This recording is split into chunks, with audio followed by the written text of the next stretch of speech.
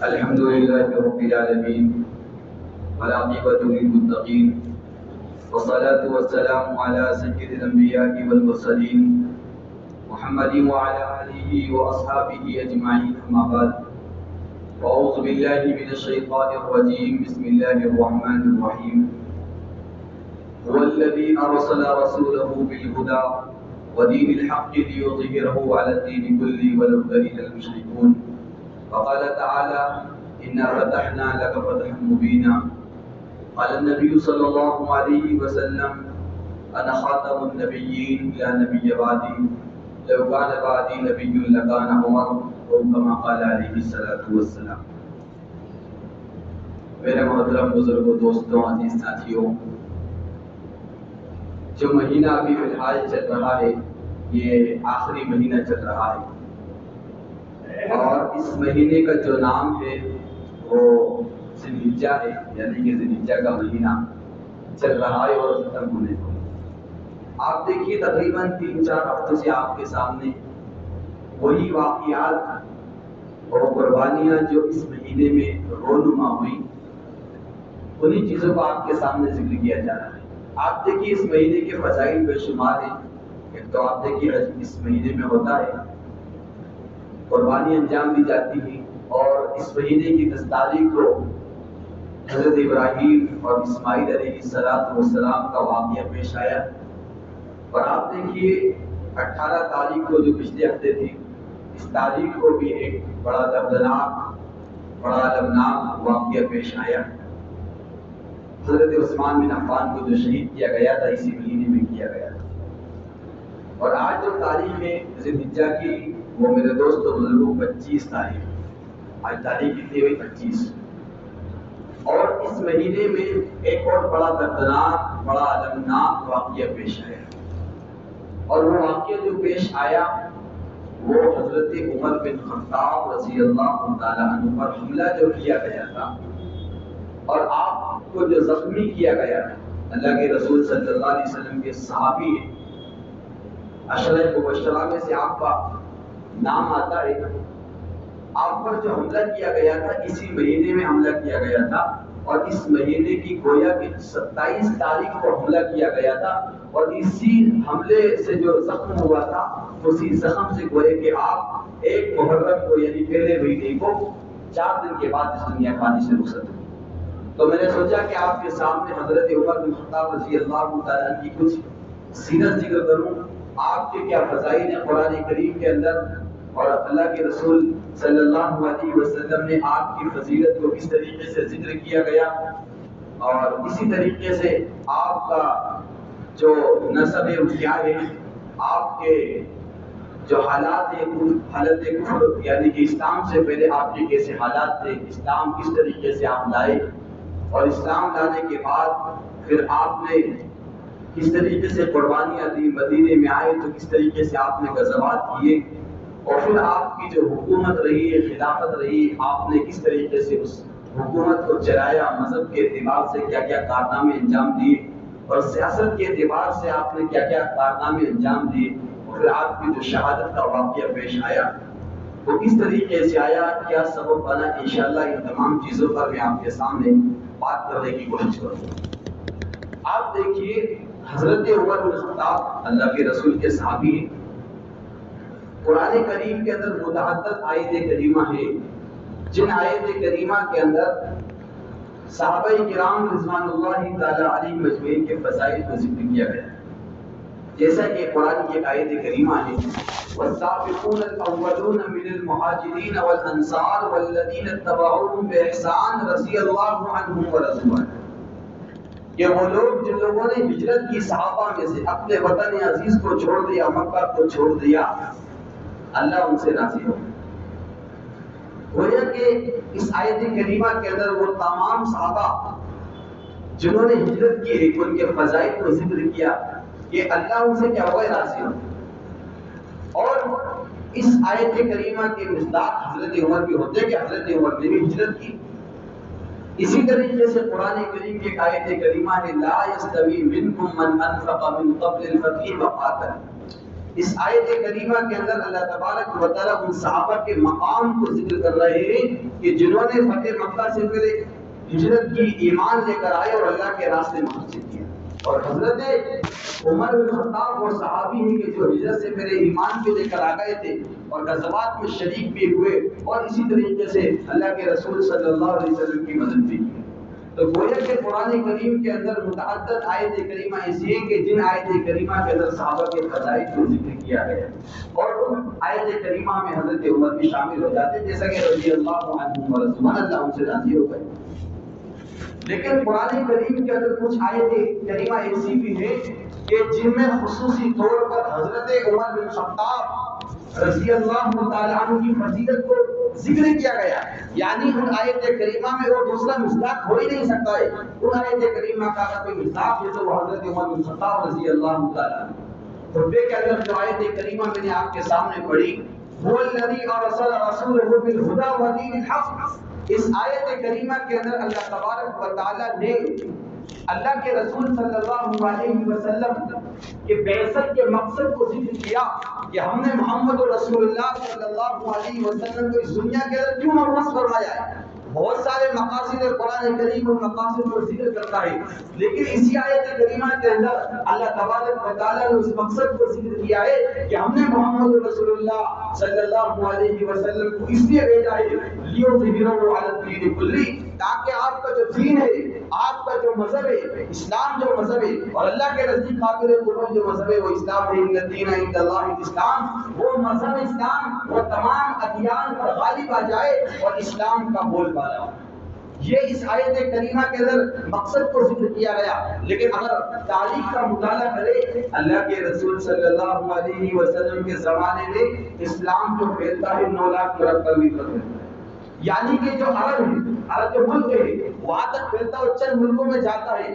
اور اس آیت کریمہ کے جو مصداق ہوتے ہیں، کیونکہ قرآن کا کہتا ہے لیظہرہ علی الدین کلہ، پیغمبر کو ہم نے اس لیے بھیجا ہے تاکہ پیغمبر کا جو اسلام ہے، جو مذہب ہے، وہ تمام ادیان پر، تمام دینوں پر غالب آ جائے، اس کو فوقیت مل جائے. اور یہ اسی وقت ہو سکتا تھا، تمام ادیان پر اسی وقت غالب آ سکتا تھا جبکہ اس زمانے کی سب سے بڑی حکومت اور سلطنت جو ایران جو ملک ہے ابھی فلحال ہے، اس زمانے میں 14 ملکوں پر مشتمل ایک حکومت تھی، ایک سلطنت تھی جہاں پر مجوسی رہتے تھے، آتش پرست، آگ کی پوجا کرنے والے رہتے تھے. اسی طریقے سے روم کی جو سلطنت، رومن ایمپائر، وہاں پر عیسائی تھے. اور اسی طریقے سے بیت المقدس، فلسطین جو ملک ہے وہاں پر عیسائی اور یہودی رہتے تھے. ان 3 ملکوں کو اگر فتح نہ کیا جائے تو اس آیت کریمہ کا وہ ایک گھنٹہ ہی بیٹھتی ہے. ان 3 ملکوں کو فتح کیا جائے گا تو اس آیت کریمہ کا مصداق وہ ایک ایسے ہی ثابت ہوا. تو گویا کہ یہ جو ملک فتح ہوتے ہیں حضرت عمر بن خطاب کے زمانے میں فتح ہوتے. پتہ یہ چلا کہ پیغمبر کے مقصد کو پورا کرنے والے حضرت عمر بن خطاب رضی اللہ تعالیٰ عنہ کہ تمام ادیان پر پیغمبر کا جو دین ہے، اسلام ہے، وہ غالب آ جائے گا. تو حضرت عمر بن خطاب رضی اللہ تعالیٰ کے زمانے میں غالب آ گیا. تو پتہ یہ چلا کہ اس آیت کریمہ کے مصداق حضرت عمر بن خطاب ہے. اسی طریقے سے قرآن کریم کی ایک آیت کریمہ میں نے آپ کے سامنے پڑھی، انا فتحنا لک فتحا مبینا. اللہ فرماتے ہیں ہم آپ کو فتح عظیم عطا فرمائیں گے، بڑی کھلی ہوئی فتح عطا فرمائیں گے. یہ آیت کریمہ اس موقع پر نازل ہوئی تھی میرے دوست بزرگوں، جب اللہ کے رسول صلی اللہ علیہ وسلم مدینے میں تھے اور مدینے سے عمرے کی نیت سے چلے تھے. مکہ آ رہے تھے، لیکن مکہ والوں کے درمیان اور مسلمانوں کے درمیان دشمنی تھی. مکہ والوں نے اللہ کے رسول صلی اللہ علیہ وسلم کا راستہ روک دیا کہ ہم آپ کو عمرہ کرنے نہیں دیں گے. ہو سکتا ہے کہ تم ہم سے یدھ کرو، جنگ کرو، ہم آپ کو عمرہ کرنے نہیں دیں گے.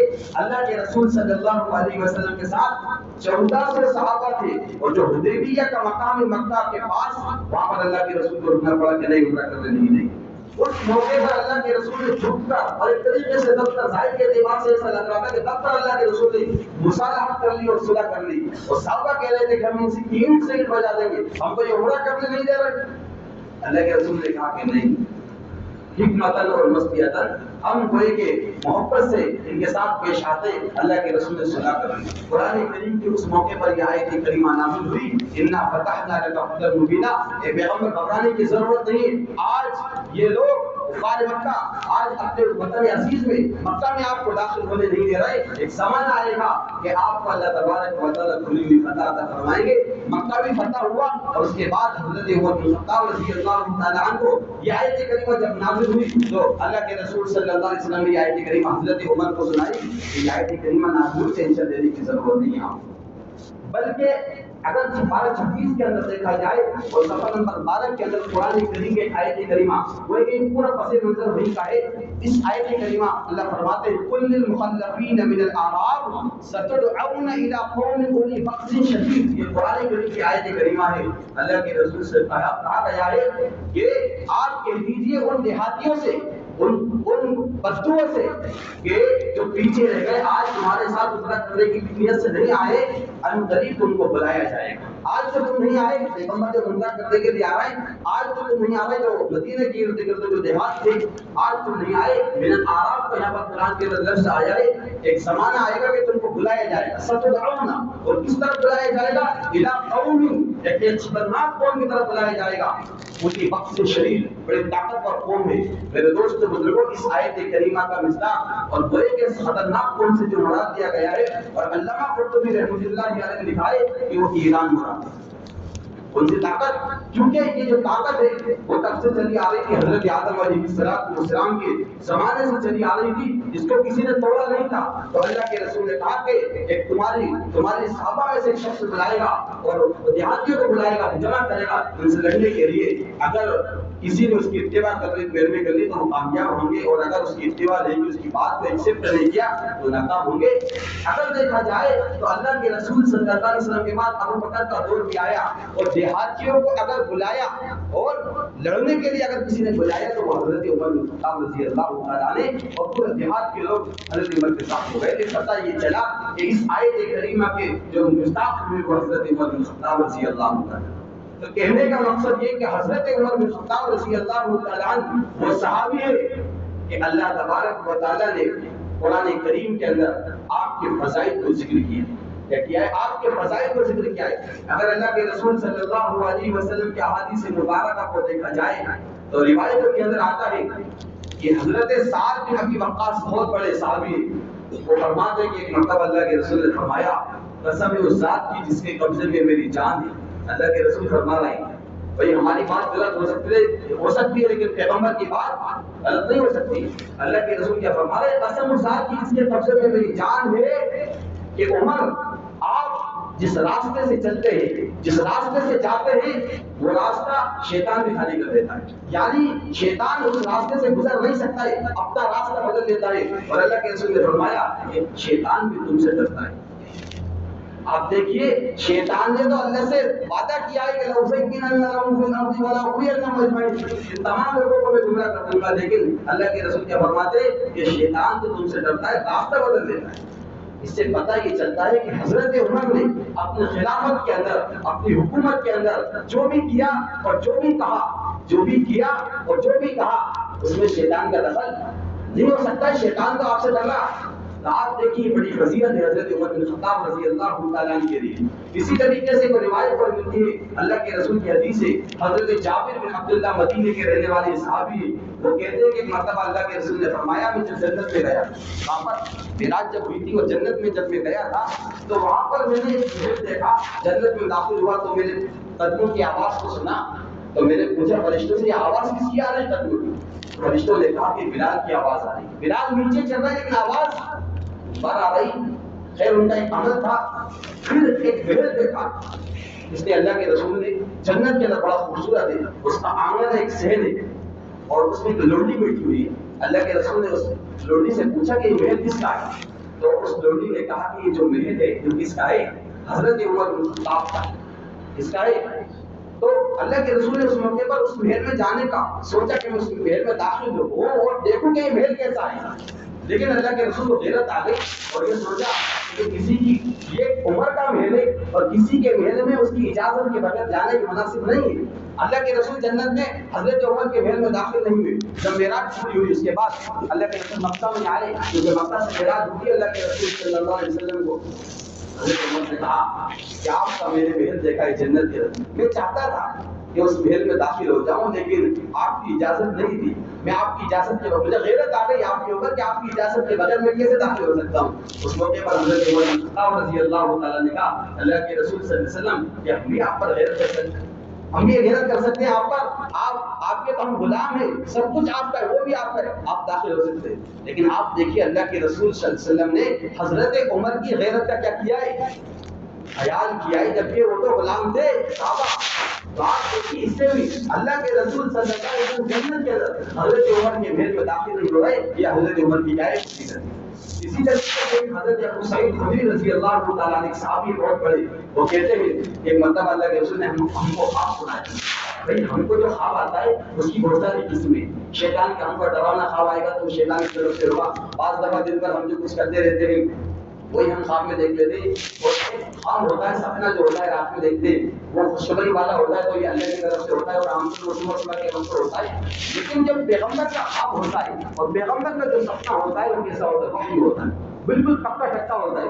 تو اللہ کے رسول نے کہا، حضرت ابو سعید اس روایت کو نقل کرتے ہیں کہ آج رات میں نے خواب میں دیکھا کہ کچھ لوگوں کو دیکھا، کسی کا قمیص یہاں تک اور کسی کا قمیص یہاں تک کرتا اور کسی کا، اور لیکن میں نے حضرت عمر کو دیکھا کہ آپ کے اوپر جو کرتا تھا وہ بالکل زمین سے گھسٹ رہا تھا، زمین سے گھسٹ رہا تھا. صحابہ نے پوچھا اللہ کے رسول اس خواب کی تعبیر کیا ہو سکتی ہے؟ تو اللہ کے رسول صلی اللہ علیہ وسلم نے فرمایا اس خواب کی تعبیر ہے کہ جس طریقے سے انسان کے عیوب کو کپڑا پورا چھپا لیتا ہے، پورا چھپا لیتا ہے، اسی طریقے سے گویا کے دین سے حضرت عمر ایسے لطمت رہیں گے، پورے نہائے ہوئے ہوں گے کہ ان کے عیوب لوگوں کو دکھائی بھی نہیں دیں گے.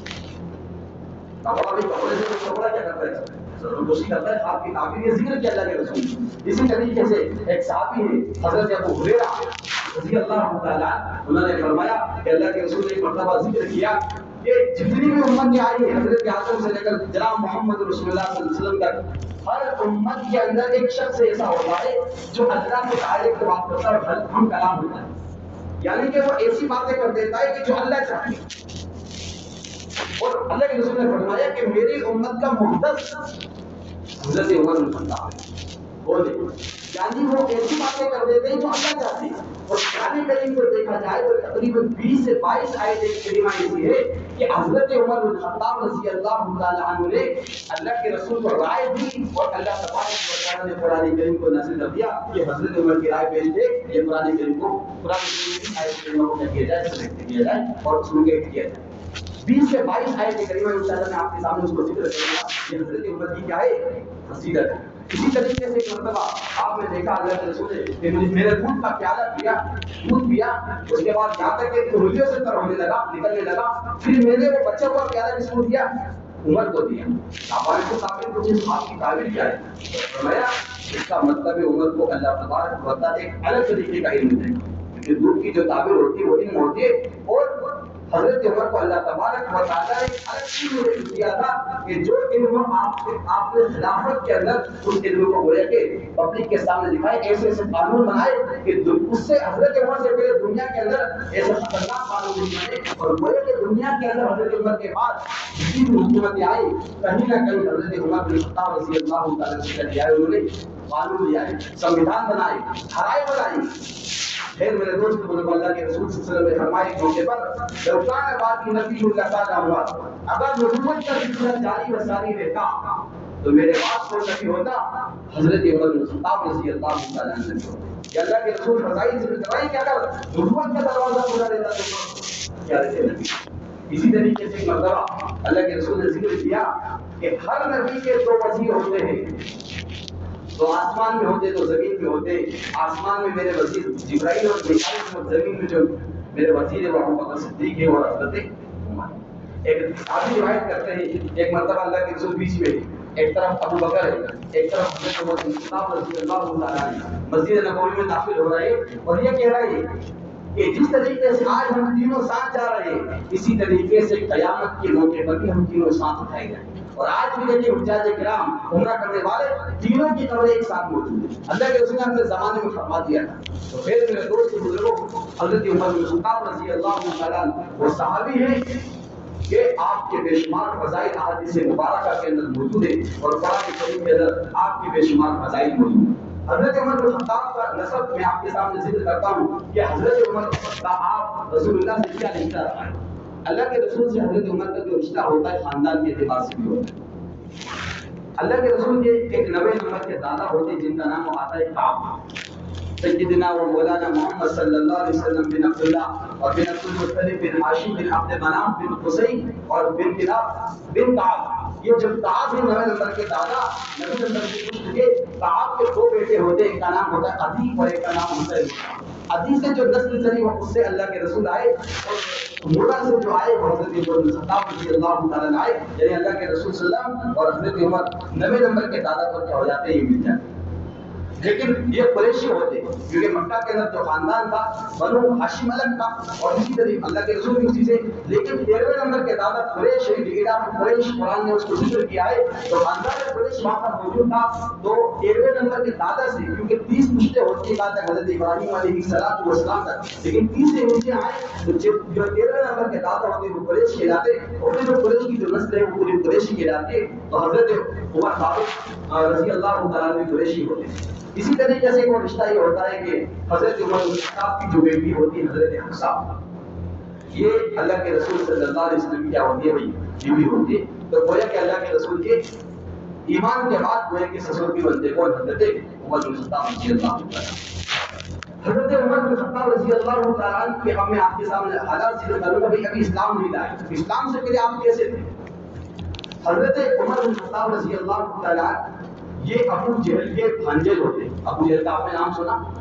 آپ دیکھیے مکہ کے اندر بہت سارے قبائل تھے, بہت سارے خاندان تھے. تو قبیلے کا سردار جیسا کہ ہماری باقیوں کا ذمہ دار ہوتے تو قبیلوں کے وہاں پر سردار تھے. لیکن پورے مکہ کا جو سردار تھا وہ ابو جہل تھا, لیڈر تھا گویا کہ مکہ کا. اور ابو جہل کے جو بھانج ہوتے ہیں وہ حضرت عمر بن خطاب ایک دم سگے بھانج ہوتے ہیں, ایسا نہیں کہ خون کے رشتے, سگے بھانج ہی ہوتے ہیں. تو ابو جہل کی سردار تھا اور حضرت عمر کا جو کام تھا وہ یہ کہ اپنے بھانج کو رکھا ہوا تھا سفارت کا کام کرنے کے لیے, یعنی بادشاہ کو خط لکھنے کا کام. اسی طریقے سے بادشاہوں کے پاس بھیجنا کہ ہمارا پیغام لے کر جاؤ, کیونکہ ایک دم لمبے تھے اور بڑے خوبصورت تھے, باروق تھے اور آپ سے مکہ والے بہت سارے لوگ بات کرتے, یعنی یہ شریف تھے اور بڑے ہمت والے تھے. جو ان کا ایک روپ تھا, ایک دبدبہ تھا. تو ابو جہل نے گویا کہ اپنے بھائیوں کو سفارت کا کام, ایک وزیر کا کام کیا. گویا کہ مکہ کے اعتبار سے آپ کہتے ہیں وزیر تھے, بڑے زبردست تھے. پھر اسی درمیان اللہ کے رسول کو نبی بنایا گیا. بھائی ابھی کفر کا دور ہے, اللہ کے رسول کو 40 سال میں نبی بنایا جاتا ہے اور پھر آپ دعوت دیتے ہیں, مکہ والوں کو سمجھاتے ہیں اور اس کے بعد پورے لوگوں کو سمجھاتے ہیں. اور رشیدت الاقربین, اس کے بعد علی الاعلان وہ کہ تقریباً 40 مرد اللہ کے رسول پر ایمان لے کر آ جاتے ہیں اور 11 عورتیں وہ کہ مسلمان ہو جاتی ہیں. لیکن ابو جہل کیونکہ مکہ کا سردار تھا, سب سے زیادہ مخالفت جو کی وہ ابو جہل نے کی, کیونکہ اس کو معلوم تھا کہ میری حکومت کی جائے گی, اگر لوگ اس پر ایمان لے کر آئے تو میری حکومت یہاں سے کیا ہو جائے گی, اوپر جائے گی. جن سے اللہ کے رسول صلی اللہ علیہ وسلم کی اس نے بہت مخالفت کی. یا کہ اللہ کے رسول نماز پڑھتے تھے تو یہاں کی اردو ڈال دیا کرتا تھا یا ابو جہل. تو اس موقع پر یہ مکہ کے اندر بیٹھا ہوا تھا ابو جہل کی پلانی کی کہ آج تو ایک کام کرتے ہیں کہ محمد کا کام ہی تمام کر دیتے, لیکن یہ کام کو پہلے کون؟ ابو جہل نے اپنے بھائی حضرت عمر سے کہا کہ تم یہ کام کر سکتے. اور عمر نے کہا کہ لبیک, میں اس کام کو انجام دے سکتا ہوں, محمد کے سر کو لا سکتا ہوں, محمد کو قتل کر سکتا ہوں. حضرت عمر ابھی حالت کفر میں کافر ہے اور اپنے ماموں کے پاس سے یہ اٹھتے ہیں ابو جہل کے پاس سے اور اللہ کے رسول صلی اللہ علیہ وسلم کے قتل کے ارادے سے آتے ہیں. اللہ کے رسول صلی اللہ علیہ وسلم سبق پڑھا رہے ہیں, وہ ایک دارالندوہ وہ ایک جگہ تھی, وہاں پر اللہ کے رسول صحابہ کو لے کر بیٹھے ہوئے مکہ کے اندر اور صحابہ کو خوب ستایا جاتا تھا. حضرت عمر کا پلان ہے, عمر 27 سال ہے, حضرت عمر کی نوجوان ایک 27 سال کی عمر ہے. اللہ کے رسول کو قتل کرنے کے در پہ راستے میں ایک صحابی ملتے, ایک شخص ملتے جن کا نام آتا ہے, وہ صحابی کا تو نام نہیں, وہ عام آدمی تھے.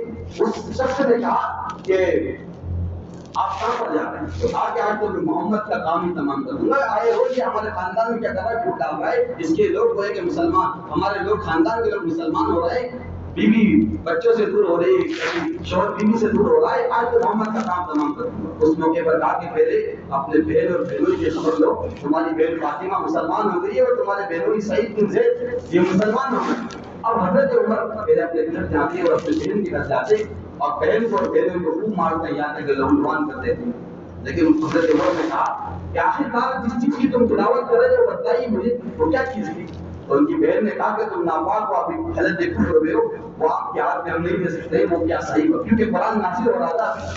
وہ اس طرح کے آئے اور حضرت عمر بن خطاب کو صحیفہ دیا اور انہوں نے قرآن کریم کی تلاوت کی۔ پارہ 16 کی آیت کریمہ جو سورۃ طٰہٰ ہے، آنے کے بعد شروع ہوتی ہے، ان کی بہن اور بہنوں نے تلاوت کی، طٰہٰ ما انزلنا علیک القرآن لتشقیٰ الا تذکرۃ لمن یخشیٰ تنزیلا ممن خلق الارض والسماوات والارض۔ یہ آیت کریمہ گویا کہ پڑھی جاتی تھی، اور حضرت عمر جب سخت دل تھے اور اللہ کے رسول صلی اللہ علیہ وسلم کو قتل کرنے کے لیے چلے تھے، اب گویا کہ دل کی کیفیت بدل گئی اور نرم ہو گئی۔ یعنی یہ جو کلام ہے، جو کلام محمد رسول اللہ پر نازل ہو رہا ہے، یہ کوئی ایسا کلام نہیں کہ جو پھوٹ ڈالے، یہ بہت بہترین کلام ہے، بڑا زبردست کلام ہے۔ اب حضرت عمر کا ارادہ بدل جاتا ہے۔ اب اللہ کے رسول کے پاس جا تو رہے، پہلے سر لینے کے لیے جا رہے تھے، سر کو قتل کرنے کے، اور حضرت محمد مصطفیٰ صلی اللہ علیہ وسلم کو قتل کرنے کے لیے جا رہے تھے، لیکن حضرت عمر کا ارادہ بدل، اب سر دے کر آئے۔ اب حضرت عمر بن خطاب جا رہے، حضرت حمزہ وہیں پر تھے، اللہ کے رسول کے چچا ہوتے سکے جو مسلمان ہو گئے تھے، وہ آگے بڑھے تھے، عمر ابھی مسلمان نے جہاں گیٹ پر داخل ہوئے، حضرت حمزہ فوراً پکڑ لیا، یہ میرے بھتیجے کو محمد رسول اللہ کو قتل نہ کرتے اور کوئی حملہ نہ کرتے، فوراً پکڑا۔ حضرت عمر نے کہا کہ نہیں، میرا ارادہ قتل کرنے کا نہیں، اب تو میں مسلمان ہونے آیا ہوں۔ اس موقع پر حضرت عمر نے اللہ کے رسول ان کے ہاتھ میں ہاتھ دیا اور کلمہ پڑھا اور مسلمان ہوئے۔ حضرت روایت کے اندر آتا ہے کہ جبرائیل علیہ السلام آئے اور اللہ کے رسول سے کہا آسمان کہ آج عمر جو ایمان لے کر آئے، آج آسمانوں میں بھی فرشتے ایک دوسرے کو مبارکبادی دے رہے کہ آپ کے ایک بہت لیڈر مکہ کے جو خطرناک آدمی تھے، جو باروت تھے، وہ مسلمان ہو گئے، اسلام کو بھی مسلمانوں کی بھی تکمیل دی۔ آج دیکھیے حضرت عمر بن خطاب یہ وہ صحابی ہے جو مرید رسول نہیں بلکہ مراد رسول۔ بھائی مرید رسول کا مطلب جو خود مسلمان ہوئے، اللہ کے رسول صلی اللہ علیہ وسلم نے حضرت عمر بن خطاب کو مانگا ہے۔ آتا ہے روایتوں کے اندر کہ اللہ کے رسول صلی اللہ علیہ وسلم دعا کرتے تھے کہ مکہ کے اندر دو بڑے خطرناک آدمی، ایک تو ابو جہل کا جو نام ہے یہ تو لقب ہے، عمرو بن ہشام اور ایک عمر بن خطاب۔ عمرو بن ہشام اور عمر بن خطاب، ان دونوں میں سے اللہ تو ایک کو کلمہ نصیب فرما دے اور ایمان کی توفیق نصیب فرما دے، گویا کہ مسلمانوں کو تقویت مل جائے گی۔ اللہ تبارک و تعالیٰ نے حضرت عمر بن خطاب کے نام لکھ دیا تھا اور تقدیر میں لکھ دیا تھا کہ مسلمان، جیسے ہی مسلمان ہوتے حضرت عمر بن خطاب، ابھی تک مسلمانوں کو اتنا ستایا جا رہا تھا کہ ان کو گویا کہ حبشہ کی ہجرت کرنا پڑی تھی صحابہ کرام رضوان اللہ تعالیٰ علیہ اجمعین کو، اور حضرت عمر بن خطاب اب گویا کہ آتے ہیں اور ابو جہل سے کہتے ہیں کہ میں مسلمان ہوں۔ ہمت نہیں ہوئی حضرت عمر سے بات کرنے کی، ستانے کی، اور جو مسلمانوں کو فائدہ ہوا تھا حضرت عمر بن خطاب کے اسلام لانے سے وہ یہ ہوا تھا کہ ابھی تک مسلمان خانے کعبہ میں نماز نہیں پڑھ سکتے، اللہ کے گھر میں نماز نہیں پڑھ سکتے تھے، اور حضرت عمر خانے کعبہ کے سین میں کھڑے ہوئے اور کہا کہ مسلمان آؤ، کیونکہ 41 نمبر پر حضرت عمر بن خطاب مسلمان ہوئے۔ 40 مردوں کے بعد 11 عورتوں کے بعد تمام مسلمانوں کو بلائے اور کہا اعلان کہا تمام خانہ کعبہ کے اندر کے بڑے نماز پڑھو۔ حضرت عبداللہ بن مسعود کہتے ہیں کہ حضرت عمر بن خطاب جو مسلمان ہوئے، گویا کہ اسلام کو فتح مل گئی۔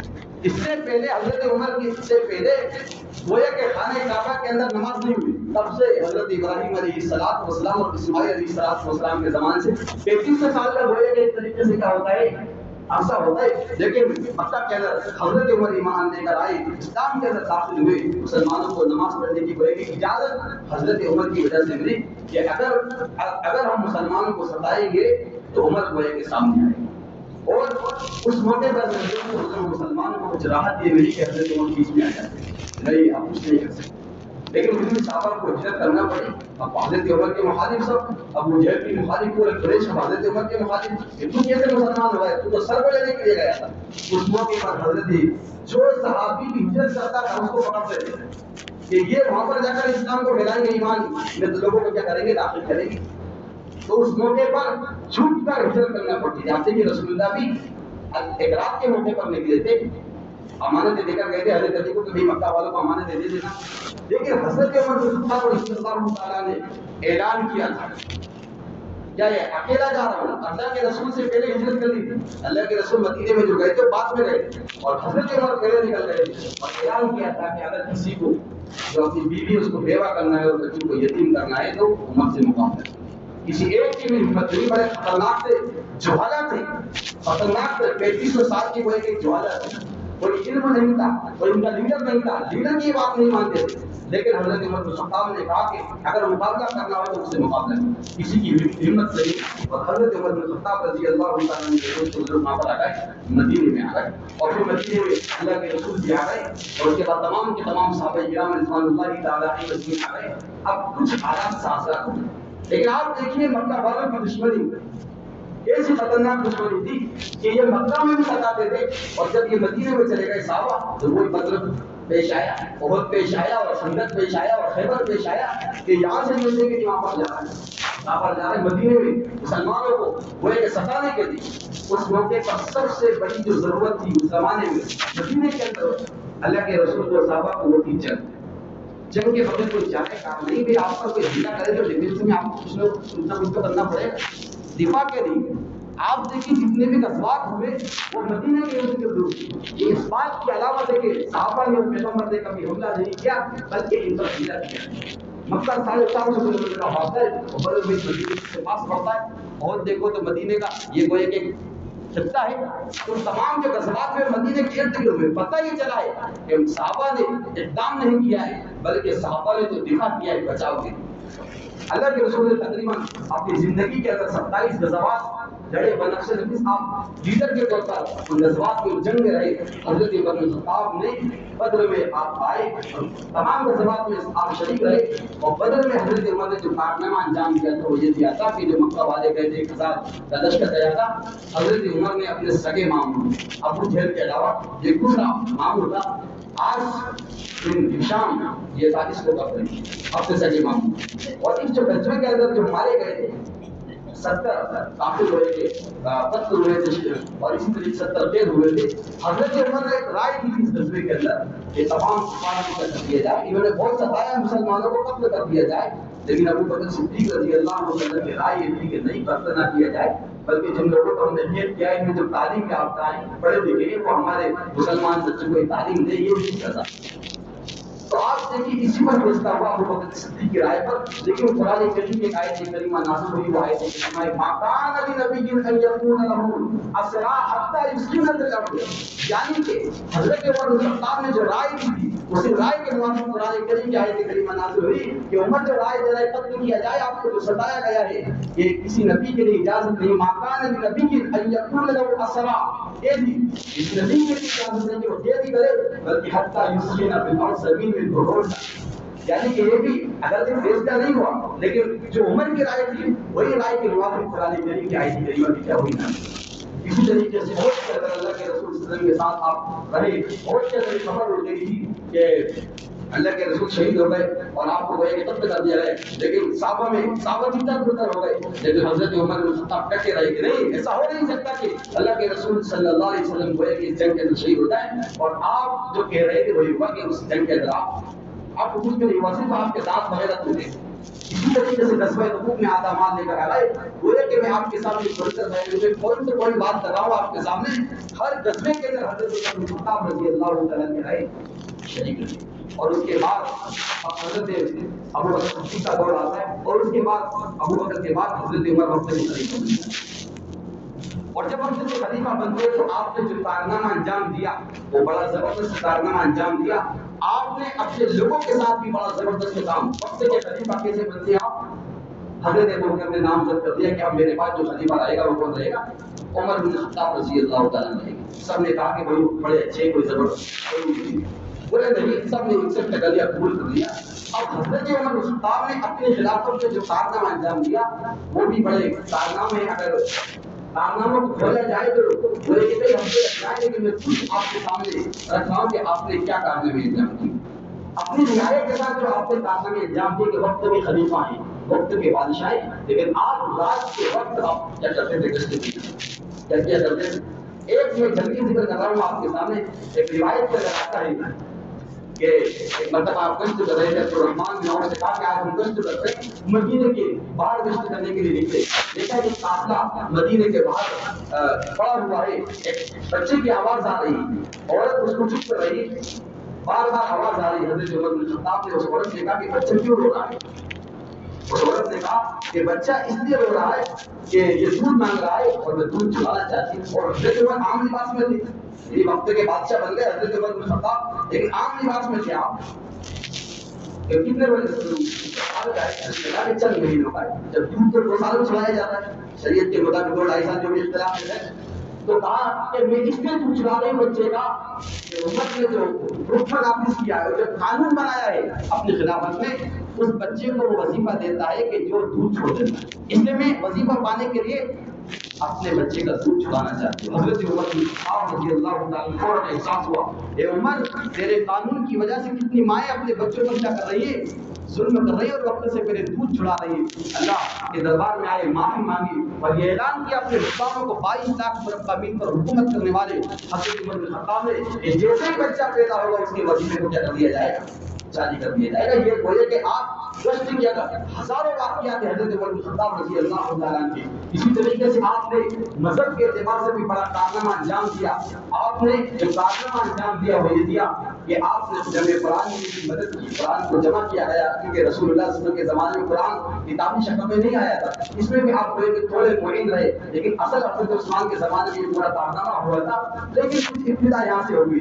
اسی طریقے سے جو تراویح کا آغاز ہوا، اللہ کے رسول نے تراویح جو پڑھی ہوئی 3 دن تک پڑھی، لیکن حضرت عمر بن خطاب رضی اللہ تعالیٰ نے جو پورے مہینے تراویح پڑھی جاتی ہے، حضرت عمر بن خطاب رضی اللہ تعالیٰ نے اپنے حکاموں سے کہا کہ تراویح پورے مہینے پڑھی جائے. حضرت عمر کی کیا ایک طریقے سے سنت ہے. آپ کے جو جتنے بھی ملک تھے، جس نے فتح کیے تھے، آپ نے سب حکاموں کو کیا کر دیا آپ نے کہ تراویح پورے مہینے پڑھی جائے، 20 رکعت پورے مہینے پڑھی جائے. امام اور مؤذن کی تنخواہ آپ بیت المال سے بھیجا کرتے تھے، اور جو بھی وہاں کا اور وہ ہوتا تھا کیپٹل ہوتا تھا، راجدھانی ہوتی تھی، وہاں سے گویا کہ تنخواہ ملا کرتی تھی. اس طریقے سے آپ نے کارنامے انجام دیے. آپ نے جو شہروں کو فتح کیا، 1036 شہروں کو فتح کیا، شہر 1036 شہروں کو.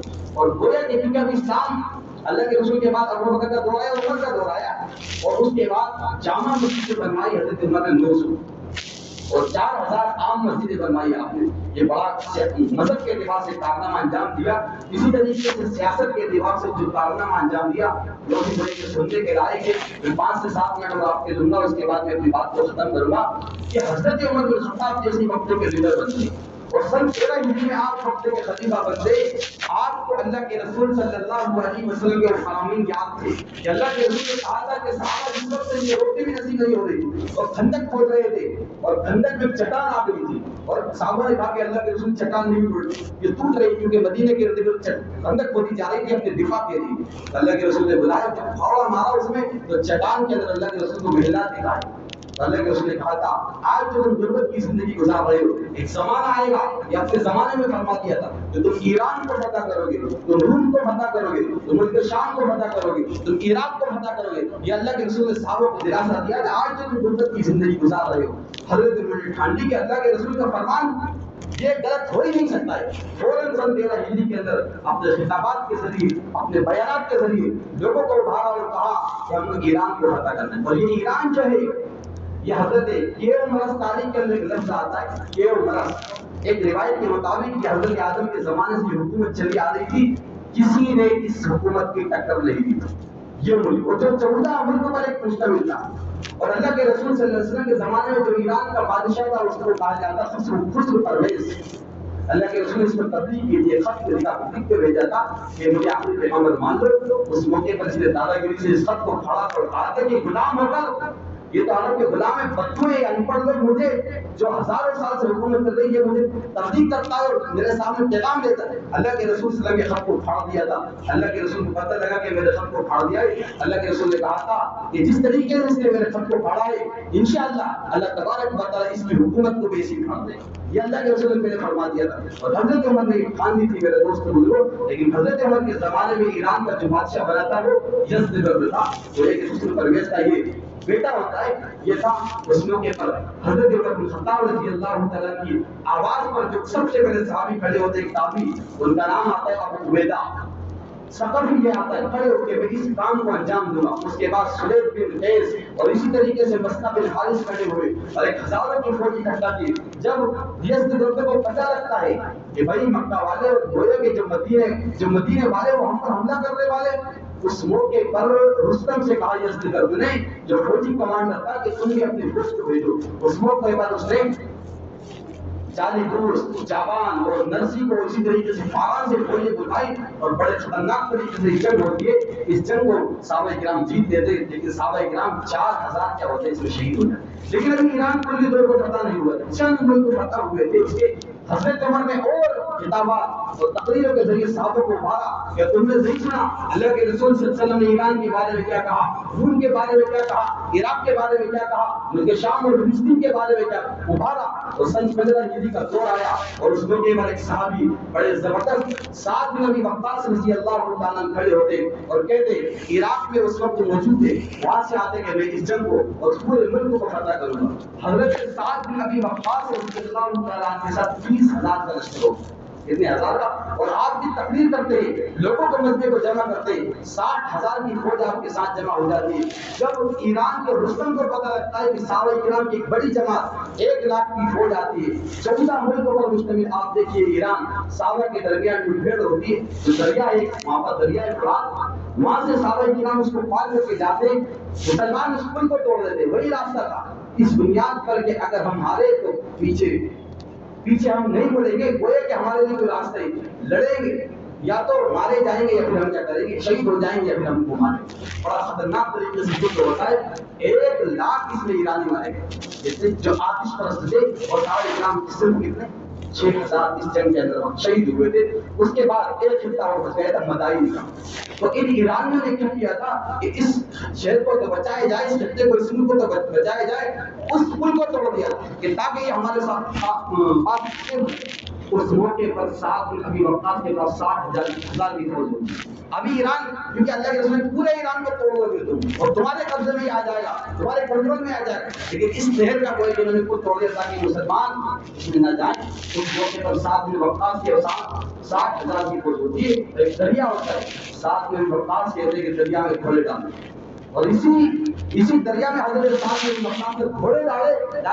اور اس موقع پر میرے دوست بزرگوں روایت سے پتہ چلتا ہے, تاریخ کے اندر آتا ہے کہ جو گھوڑے تھے, جو اونٹ تھے, ان کے پیر بھی بھیجے نہیں, جیسا کہ گارڈن میں چلتا ہے کوئی انسان جانور, اس طریقے سے وہ پار ہوئے. یہ اللہ کی طرف سے کہتی مدد تھی, اور پورے ایران کو فتح کر دیا. اب کیونکہ جو ایران تھا وہ حضرت آدم کے زمانے سے چلا آ رہا تھا, تو جو رومن ایمپائر سے طاقت تھی دوسروں کی, یہ 400 سال سے چلی آ رہی تھی. انہوں نے سوچا کہ جب انہوں نے ان صحابہ نے اور گویا کہ ان بدوؤں نے جو ہم جن کو ہم غلام سمجھتے تھے, انہوں نے ایران کی ایک سے ایک بجا دی, تو ہماری کیا طاقت ہے. تو یہ روم جو ملک تھا, یہ گویا کہ یوں ہی نارمل طاقت سے کیا ہو گیا, فتح ہو گیا.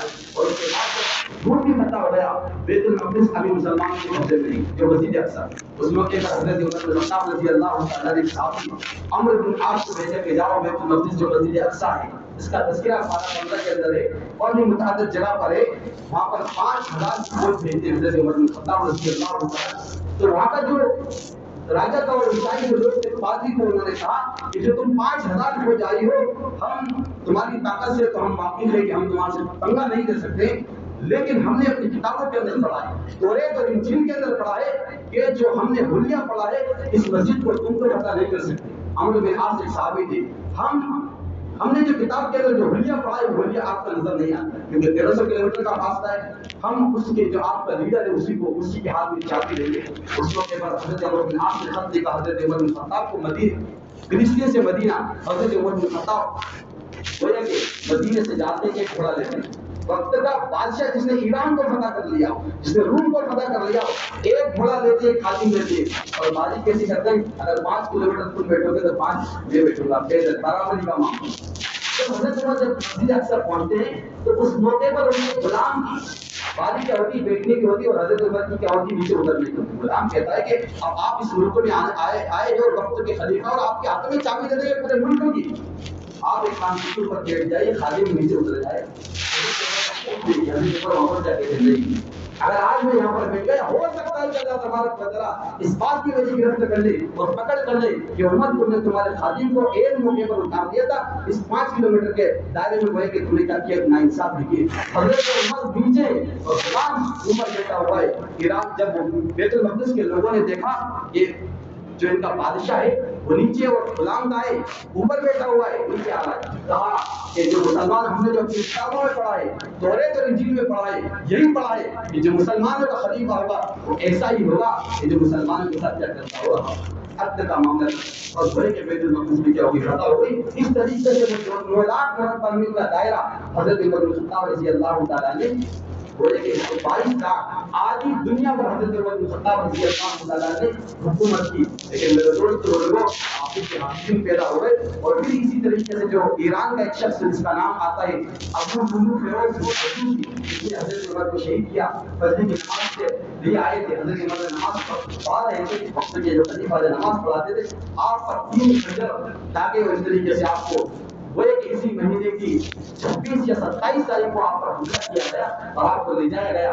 13 صحابی روڈ کو ایک ان کو زخمی کیا گیا اور ابو لولو مجوسی وہ ایک خود اس نے ہاتھ میں ہتھیار کر لی اور حضرت اس پر کس نے وار کیا تو کہا کہ ابو لولو مجوسی نے. تو کہا کہ مجھے خواب میں دکھا دیا گیا تھا کہ یہی مجھے کرے گا کیونکہ حضرت عمر کو خواب میں دکھا دیا گیا تھا کہ تمہارے ایک سرخ مرغے نے آپ کے جسم پر گوئے کہ گوشت ماری ہے یہ خواب میں دکھا دیا گیا تھا. اور حضرت عمر بن الخطاب 4 دن کے بعد گوئے کہ اس دنیا پانی سے رخصت ہو جاتی ہے. اور آپ کی جو تاریخ ہوگی اس دنیا پانی سے رخصت ہونے کی وہ 1 محرم کیونکہ 27 پر آپ کو 27 ذوالحجہ 12ویں مہینے کی 27 تاریخ کو حملہ ہوا اور یہ مہینہ پورا ختم ہو جاتا ہے. 13 مہینہ محرم کا 1 تاریخ کو ہم اس دنیا پانی سے کیا ہو جاتے ہیں رخصت ہو جاتے ہیں. اور پھر آپ کی نماز جنازہ پڑھائی جاتی ہے اور آپ کو اللہ کے رسول صلی اللہ علیہ وسلم کے پاؤں کے نیچے آپ کو وہاں پر دفن کر دیا جاتا ہے. میرے دوست بزرگوں یہ میں نے آپ کے سامنے حضرت عمر بن الخطاب کی کچھ تاریخ کو کی شہادت کو ذکر کیا ہے. اللہ تبارک و تعالیٰ سے دعا کریں اللہ تبارک و تعالیٰ ہم تمام کو صحابہ جیسے قربانیاں دینے والا بنائے.